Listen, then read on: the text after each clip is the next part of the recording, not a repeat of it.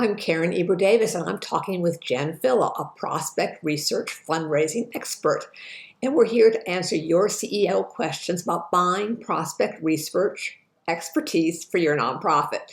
So, Jen, let's start with the basics. What is prospect research? Prospect research is a lot like market research. It's all the activities that you're going to do to identify prospects, cultivate them, solicit them, and steward them. So, all the way through that whole giving cycle. So, it's a little bit like LinkedIn, or no?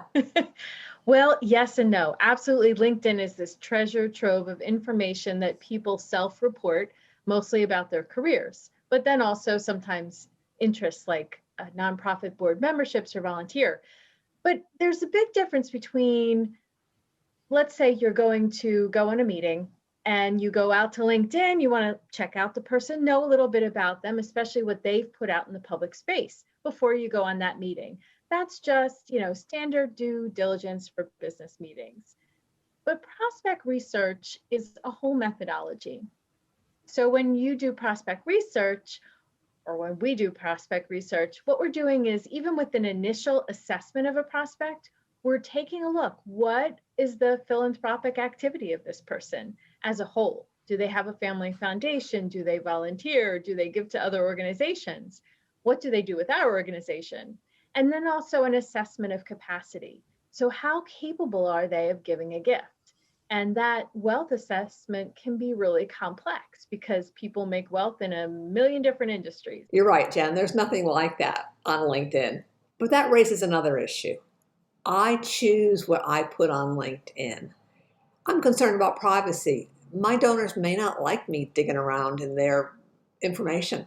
Well, it is so interesting, the privacy issues. It always makes me chuckle because prospect researchers in our field, we talk a lot about ethics and we squabble over stuff.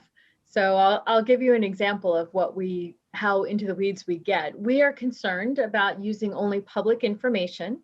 We talk about things like, do you think the donor intended to publish that information on Facebook for the world to see, or did they think it was private? Because intention of publishing information matters to us. Prospect research, if we are in the profession, if someone adheres to the ethics code of AFP, the Association of Fundraising Professionals, and APRA, the Association of Professional Researchers for Advancement, I don't think you have much to worry about. We really teach about ethics, not just what's legal. That's a lot of checking on the ethics of what's going on. Switching topics, when do nonprofits get involved in prospect researching? It's not something you do from the first day. I'll tell you, a lot of times it happens in campaign. And the reason is because that's a typical pressure point for the organization to raise a lot more money than they're currently raising. And research comes to the rescue. It really can be a catalyst for raising a lot more money. Should I get my database ready before I contact someone about prospect research?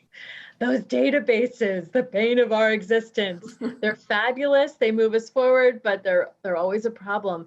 And I kind of think of databases like having children, having babies. You are never ever going to be ready.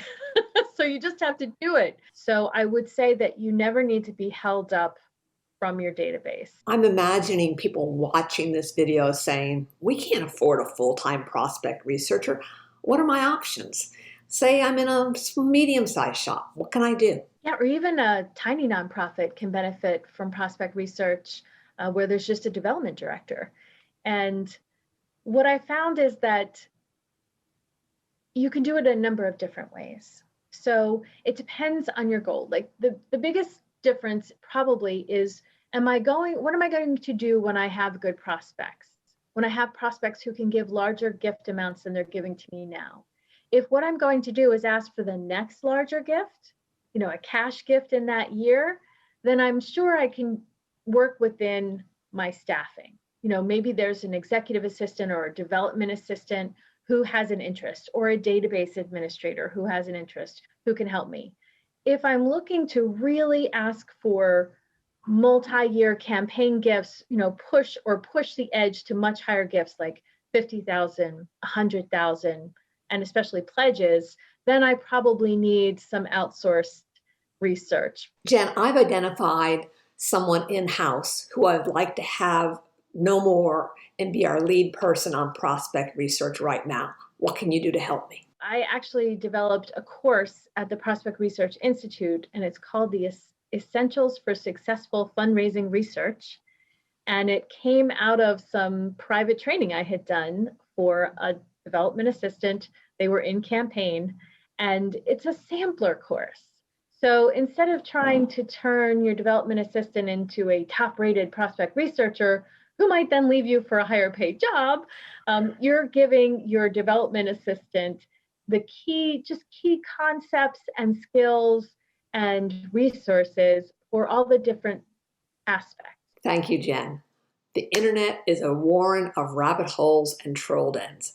What Jen has available through AspireResearchGroup.com can help your staff and nonprofit to find what they need and bring more donor gifts to your organization.